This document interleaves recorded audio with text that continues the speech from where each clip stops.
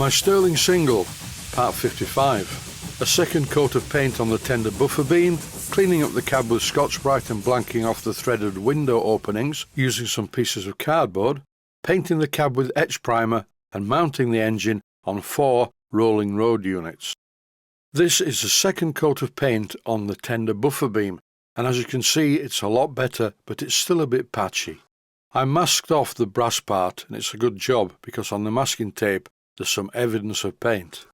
This clip though is really an excuse to show the excellent riveting on this tender. The riveting is truly wonderful.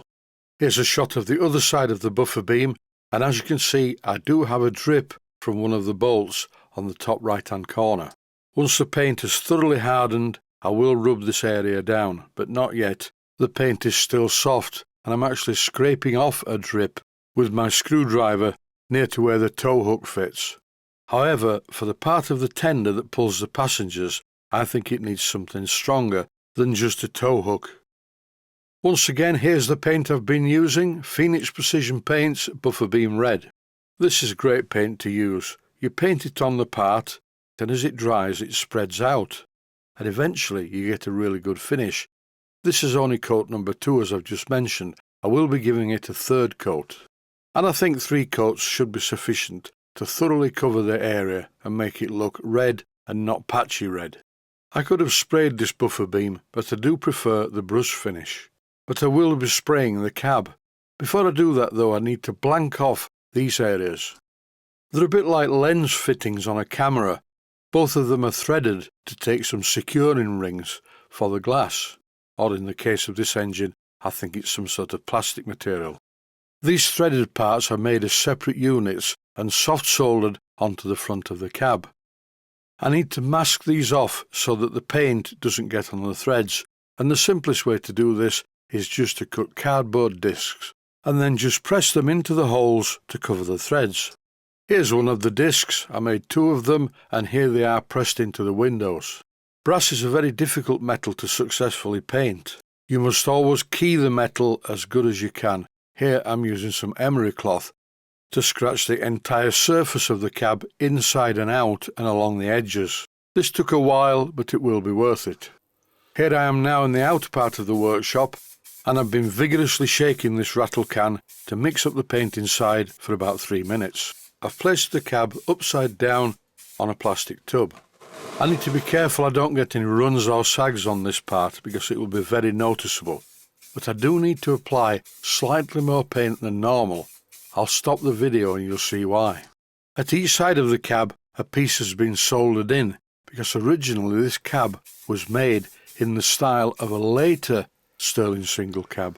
2 pieces were cut out and very expertly soldered in position.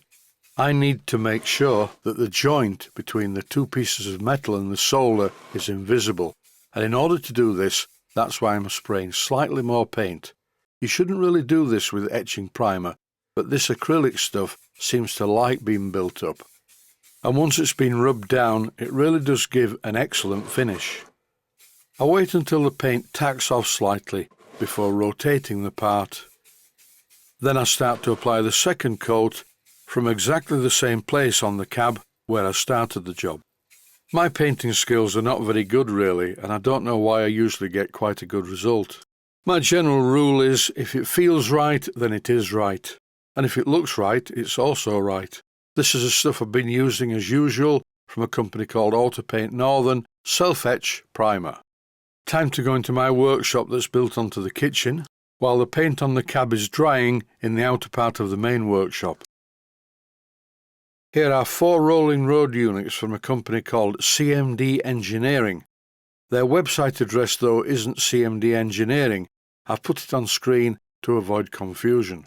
CMD Engineering is nothing to do with CM Engineering, which is run by my friend called Chris English. This engine, like most miniature steam engines, is quite heavy. I lifted it up and placed the main pair of drivers on the first rolling road. Then I placed the second rolling road unit under the rear wheels. Then I lifted the front of the engine and placed the other 2 rolling road units under the front bogie.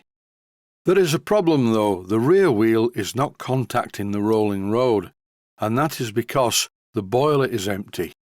When the boiler's full, there's a bit more water at the firebox end. When I originally balanced this engine, it did sit very level, but the front bogie was on a piece of wood, not on rolling road units. I may have to make an adjustment. For now though, I'm going to give it a run using compressed air.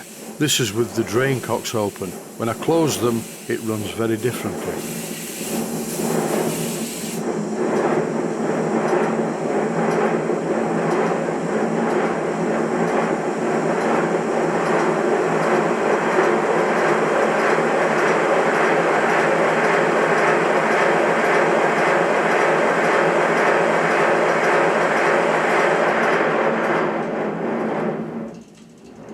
As you can see, the engine runs magnificently. I temporarily put a thin piece of wood under the front rolling rod. That makes the front bogies sit just a little bit unevenly, but at least the rear wheel is now on the rolling road.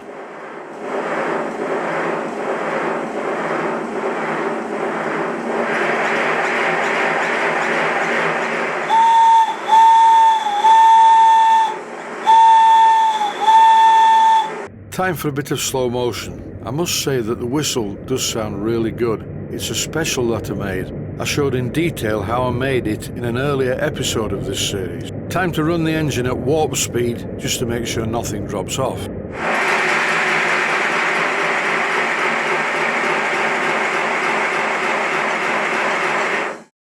And that is it for this episode. There's more to come in the next one. Stay safe, stay healthy. Thanks for watching, and I hope you found it useful. Please take the time to visit my Mainsteam Models website and click on the section of the website that says Video Playlists. And by doing that, you can find other videos that you may like to watch. And by using the playlists, you can actually watch the videos back to back.